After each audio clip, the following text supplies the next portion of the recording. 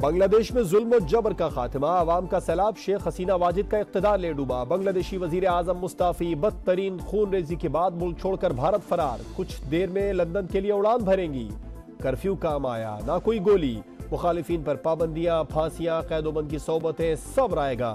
Army chief ने 15 साल इख्तिदार में रहने वाली हसीना वाजिद को इस्तीफे के लिए 45 मिनट का अल्टीमेटम दिया।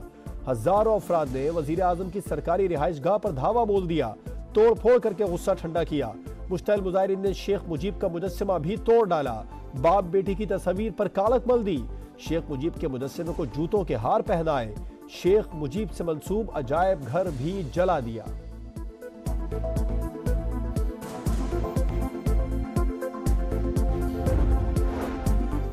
बांग्लादेशी फौज ने मुल्क का इंतजाम संभाल लिया। आर्मी चीफ का मुल्क में अबूरी हुकूमत के क़याम का ऐलान। पुरतशद्दुद एहतजाज में हलाकतों की तहकीकात का वादा, अवाम से पुरअमन रहने की अपील।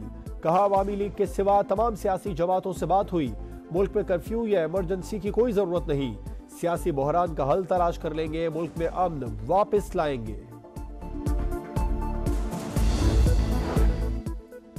बांग्लादेशी सदर का साबिक वजीर आजम और अपोजिशन रहनुमा खालिदा जिया को फौरी रिहा करने का हुक्म। सदर मोहम्मद शहाबुद्दीन की सियासी रहनुमाओं से भी मुलाकातें, पार्लियामेंट तहलील करने और अबूरी हुकूमत तश्कील देने का फैसला।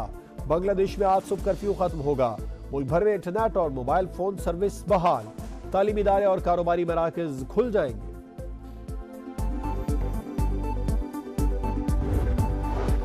बांग्लादेशी अवाम के साथ खड़े हैं, अबूरी हुकूमत के क़याम का ऐलान खुशाइंद है।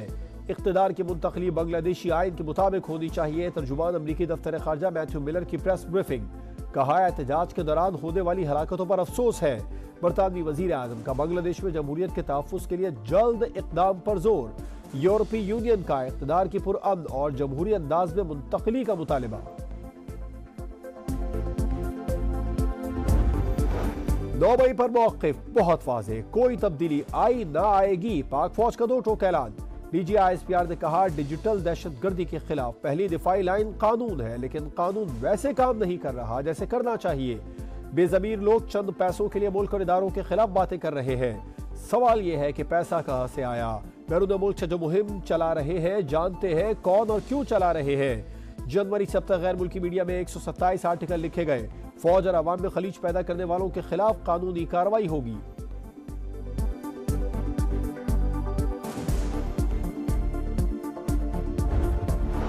बलोच यकजहती कमेटी और उनकी नाम देहात क़यादत दहशतगर्द तंजीमों की प्रॉक्सी, ये बैरूनी फंडिंग और बयानिए पर जत्थे को जमा करके इंतशार फैलाते हैं। इनकी बैरूनी सरपरस्त इंसानी हुकूक के नाम पर इनकी मदद करते हैं। DGISPR की प्रेस कॉन्फ्रेंस। कहा, काश ये बयानिया या कोशिश गजा में मासूम जानों के चले जाने पर लगाते। गवादर में हुकूमत की रेट कायम है। कलादम TTP का मजहब से कोई ताल्लुक नहीं। फितना अल खारिज के नाम से पुकारा जाएगा। दहशतगर्दी के खिलाफ जंग आखिरी दहशतगर्द के खात्मे तक जारी रहेगी। मसला कश्मीर अक़वाम मुत्तहिदा की करारदादों के मुताबिक हल करना नागुज़ीर है। मुसल्लह अफ़वाज हक़ खुद इरादियत के लिए कश्मीरियों के शाना बशाना है।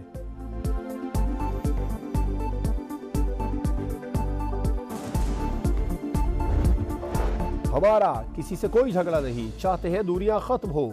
अवाम PTI के साथ है, चढ़ाई और धावा नहीं बोलना चाहते। यही तरीका रहा तो अवाम मज़ाहमत की तरफ जाएंगे।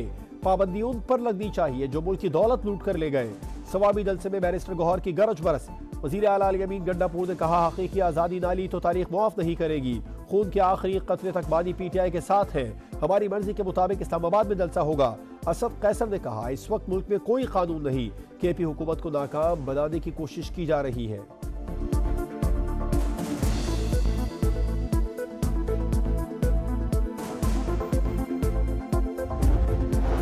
हुक्मरान सुन ले, अगर मईशत नहीं चला सकते, महंगाई कम और IPPs को लगाम नहीं डाल सकते, तो फिर आपका भी बांग्लादेश जैसा मुकद्दर होगा।